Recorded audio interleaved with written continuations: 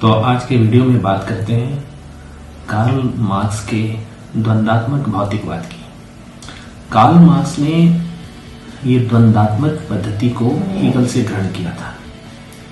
द्वंद्वात्मक यानी dialectical method जो है ये एक यूनानी शब्द डायलेगो, जिसका मतलब होता है वाद विवाद, तर्क वितर्क।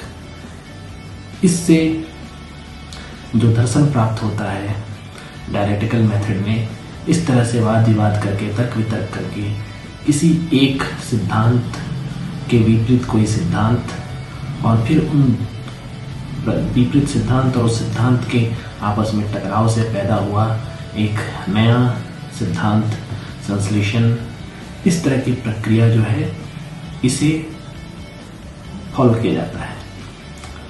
हीगल का मानना था कि कोई भी विकास एक सरल रेखा में नहीं होता है। दुनिया में जो परिवर्तन हुए हैं वो एक सीधी तरीके से, सीधी रेखा में उसको नहीं बताया जा सकता कि इसी तरह से हुआ है। ये हमेशा टेढ़े मेढ़े तरीकों से होता है। विकास के क्रम में जो निम्न स्तर की वस्तुएं हैं वो उच्च स्तर की वस्तुओं को प्राप्त करती हैं। परिवर्तन मात्रात्मक भी होता है, गुणात्मक भी होता है। तो कोई भी विचार, कोई भी सिद्धांत जो पहले वाद की स्थिति में होता है वो समय के साथ अपने एक विरोधी विचार को जन्म देता है जो प्रतिवाद के रूप में सामने आता है। और जब वाद और प्रतिवाद इन दोनों में संघर्षपूर्ण स्थिति बनती है तो एक तीसरे स्तर का विचार आता है जो संवाद कहलाता है। वाद यानी थेसिस जिसे कहा गया, उसके प्रतिवाद को एंटीथेसिस कहा गया, और जो संवाद के रूप में सामने आता है, जो नया वाद सामने आता है, ये सिंथेसिस। ये जो सिंथेसिस जो सामने आता है ये आगे चल के फिर से एक थेसिस यानी वाद बन जाता है, और ये प्रक्रिया निरंतर चलती रहती है। यानी कि अगर हम मान लें कि जब मनुष्य का सामाजिक जीवन शुरू हुआ तो स्वतंत्रता मनुष्य के प्रगति के लिए, मनुष्य के विशेष चारित्रिक निर्माण के लिए अत्यंत जरूरी है। तो स्वतंत्रता को अगर एक सिद्धांत मान लिया गया तो आगे चलकर ये देखा गया कि एक व्यक्ति की स्वतंत्रता दूसरे व्यक्ति की स्वतंत्रता में बाधक हो रही है। तो इस तरह से स्वतंत्रता के विरुद्ध स्वतंत्रता कैसे बाधक है, इसने अपना एक प्रतिवाद के विचार को पैदा किया। तो फिर इन दोनों में जब संघर्ष हुआ तो आगे चलकर संवाद के रूप में यह सिद्धांत सामने आया कि स्वतंत्रता है तो इसमें कुछ बंदिशें भी होनी चाहिए। स्वतंत्रता है तो स्वतंत्रता पर कहाँ कैसा अंकुश लगाया जाना चाहिए ताकि वो दूसरे की स्वतंत्रता में बाधक ना बने।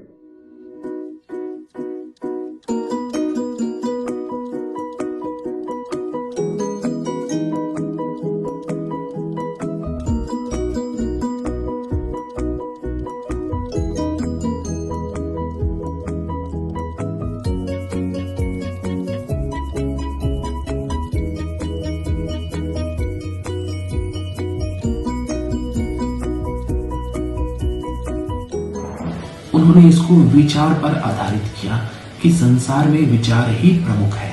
पहले विचार आते हैं और उस विचार के अनुसार संसार का जो निर्माण की प्रकृति होती है, जो पदार्थों की प्रकृति होती है, जो भौतिक स्वरूप होता है, जिस तरह के भौतिकवाद होते हैं, वो पहले विचार आते हैं और उसके बाद ये स्वरूप संसार में ग्रहण करता है। भौतिकवाद का स्वरूप उस तरह से समाज में आता है और विचारों का थेसिस एंटीथेसिस इस तरह से चलता है।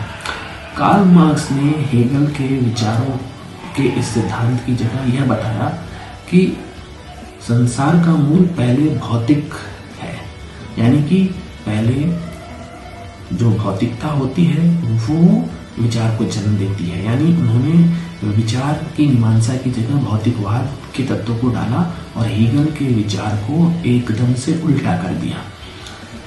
तो ये द्वंद्वात्मक पद्धति में तीन बातें बहुत प्रमुख होती हैं।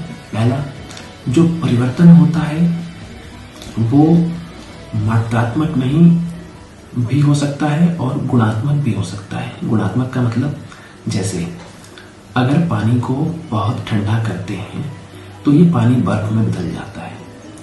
अब पानी और बर्फ के गुण में परिवर्तन हो जाता है। तो ये परिवर्तन हुआ और जो हमें प्राप्त हुआ उसके गुण में परिवर्तन है। हेगल और कार्ल मार्क्स के इस विचार को समझाने के लिए गेहूं के दाने का भी उदाहरण पेश किया जाता है। जो गेहूं के दाने हैं, अगर उसे हम भूमि में रोपते हैं तो उसमें अंकुर आता है। अगर हम गेहूं के दाने को वाद समझें और अंकुर को उसका प्रतिवाद समझें, तो ये गेहूं के अंकुर को अगर हम प्रतिवाद समझें तो ये जब बड़ा होकर पौधे का रूप लेता है, फिर उसमें गेहूं की बालियां आती हैं और अंत में हमें फिर ये बालियां सूख जाती हैं और फिर से गेहूं की दाने प्राप्त होते हैं। तो इस तरह हम देखते हैं कि संवाद के रूप में हम फिर उस स्थिति में पहुंचते हैं जहां परिवर्तन मात्रात्मक होता है। एक गेहूं का दाना कई दानों को देता है। इसमें निषेध का निषेध, यानी कि जो क्रिया है ये हमेशा चलते रहती है। वाद के प्रत्युत्तर में प्रतिवाद और फिर उनके संघर्ष के स्वरूप जो हमें प्राप्त होता है संवाद, और वो संवाद का फिर वाद बनना। इस तरह से ये निषेध का निषेध हमेशा इस प्रक्रिया में चलता रहता है। तो कार्ल मार्क्स के द्वंद्वात्मक भौतिकवाद की जरूरत क्यों पड़ी? क्योंकि इतिहास की व्याख्या करने की जरूरत थी और उस व्याख्या के लिए किसी न किसी सिद्धांत की जरूरत थी। तो कार्ल मार्क्स ने अपने द्वंद्वात्मक भौतिकवाद की पद्धति का सहारा लेकर ऐतिहासिक भौतिकवाद, यानी कि इतिहास में कैसे परिवर्तन हुआ, उसको 5 युगों में बांटा गया और हर युग की क्या विशेषता थी, किस तरह से उस युग में भौतिकवादी व्यवस्था ने, भौतिक चीजों ने किस तरह से विचारों में परिवर्तन लाया, उस विचारों ने समाज में क्या संबंध बनाया, मानवीय संबंधों की क्या दशा रही, इसका वर्णन किया है। और इस पद्धति का प्रयोग इसलिए किया ताकि वो आगे चलकर इसी पद्धति के द्वारा यह स्पष्ट कर सकें कि आने वाला युग साम्यवादी युग ही होगा। हेगल और मार्क्स दोनों ये स्पष्ट रूप से स्वीकार करते हैं कि जब तक ये जो सामाजिक अवस्था है अपने चरम रूप या चरम विकास के स्तर तक नहीं पहुंच जाती, तब तक ये परिवर्तन होता रहेगा।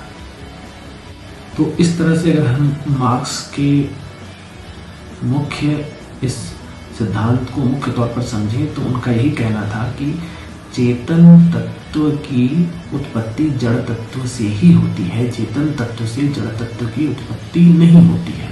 इसलिए उसने जड़ तत्व को प्रथम स्थान दिया और इसे द्वंद्वात्मक भौतिकवाद का नाम दिया। धन्यवाद।